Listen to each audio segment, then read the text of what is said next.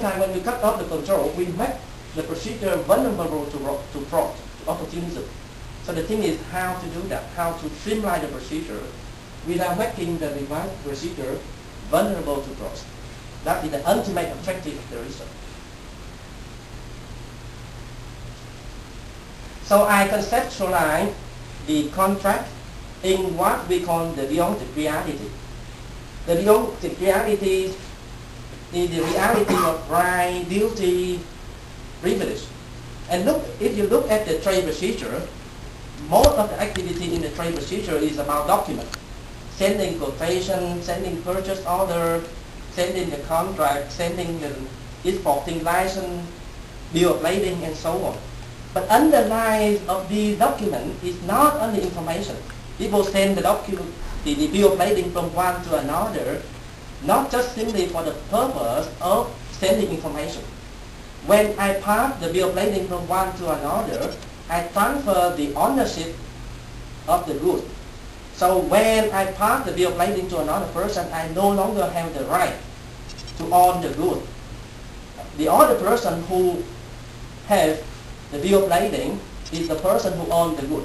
So you see, transfer the bill of lading here is actually transfer the right to possession of the good. It's not just simply about information. So you see here there are two realities. On one side is the deontologic reality, which is invisible. We cannot see the ownership, we cannot see the right, we cannot see the duty. And the other side is the observable documentary reality. We see the purchase order, we see the quotation, we see the bill of lading. The connection between the two, between the deontologic reality and the documentary reality, for each single deontologic process, the process that describes the movement of right, duty, ownership, and so on, and the business process is the process that describes the flow of information. For a single deontologic process, there may be different procedural alternatives. For instance, in a paper-based procedure, this is the deontologic process model, and we have two different procedural alternatives to implement the deontologic process. One way on the bottom here is to implement the transfer of right by a paper-based procedure. In a paper-based procedure, to transfer the ownership is simply transfer the paper document to another, and to transfer the document of title. However, in electronic procedure, it needs to be done in another way, different way. Because in the paper reality, in the paper-based procedure, when we transfer the document to the other one, we no longer physically possess the document. But in electronic environment, when we transfer the message to another, we can maintain an identical copy of the message. So, to control implementation of the paper-based procedure and in electronic procedure must be different. That's the reason we cannot directly map between the current procedure, and let's say this one is the paper-based procedure, directly to the electronic procedure. Because the two procedures are different from the implemented in totally different context, technical context, business context, situational context, and so on. Beyond that, we propose here the deep structure redesign. The concept of deep structure redesign is implied from the deep structure theory in linguistics, developed by Noam Chomsky in 1969. The concept of deep structure like that. There may be two or more than two sentences having the same meaning, even though they have different syntactic form. You can say I like it, or this thing I like, or something like that. Many different ways to express the same meaning. Why? For him, because underlying all of these sentences is the unobservable structure, what he called the deep structure of the sentence. And all of the sentence above is derived from this deep structure. If the sentence has a common deep structure, the sentence will have the same meaning. Regardless of the syntactic form on top of that, and what we call the syntactic form of a sentence is the surface structure. It's the same here, the same notion applies here. If we look at the current procedure, that means we look at the surface structure of the procedure. Because the purpose of the procedure is to complement the control in a contract. That means to complement the control about obligation and duty and so on. And if we look at the document procedure, we look at the movement of document and activity and so on, and we try to map it into the new procedure in the new context. Then we just look at the service level and transfer it to another service level. The thing here is that I propose the deontic process model. We map the documentary procedure back to the underlying functionality of the procedure, which is about the right, duty, and so on. And based on the deontic process, the right control requirement. And these are two steps that I will tackle in this proposal. I will solve these two states. In the future, in the next phase of the research, there are two more steps need to be done. Based on the control requirement, there may be different alternatives to enforce the control. For instance, the control is that you need to transfer a right to another and you no longer have the right. The other should have evidence of the right and so on. This can be done by a paper document, by a computer registry, and so on. There are many different alternatives. Depend on the situational context, including the availability of technical and the cost and benefit of the solution and so on.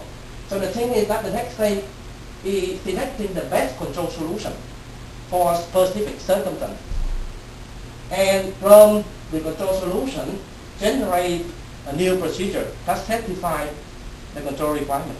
So the thing is, from the current procedure, modeling the deontic process. That means we model the functionality and sort out all of the control. And then we generate the control requirement from the deontic process. And then the next step is to select the best control, depend on the context, depend on the certain constraints or the circumstance of the situation. And then implement the control back to the deontic process to become a new procedure. We, Professor Lee and Ernst and myself and Ken Henry and so on, have a paper about generating a procedure in calcium glutamate.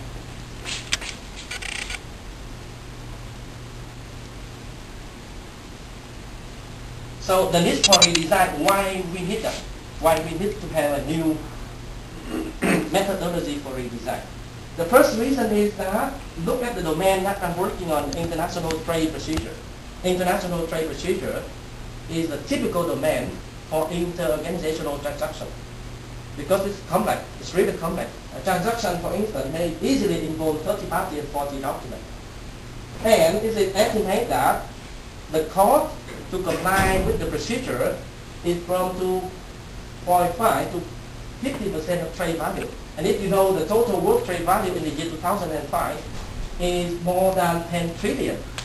So just 1% of the procedural cost, for instance, is about 100 billion.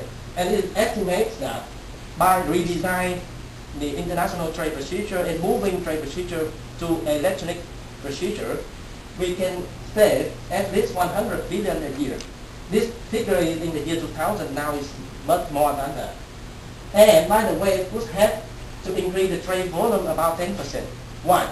The reason is that because the high transaction cost, so for the small, especially for the small and medium-sized enterprises in developing countries, for instance, they cannot access to the global market because the transaction cost is high and the procedure is cumbersome, so it's not cost effective for small value transaction. That is the common situation in developing country and SME. So by reducing the transaction cost and streamlining the procedure, we can help to increase the trade volume by getting more customer or more parties involved in international trade. Just as a little aside, you mentioned SWIPRO here.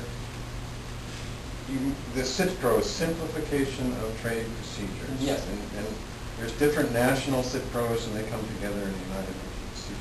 Right.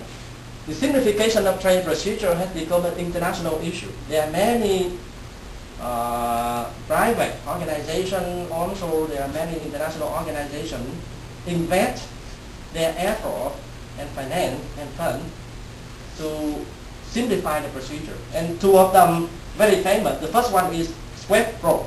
SWIPRO is a trade facilitator in Sweden.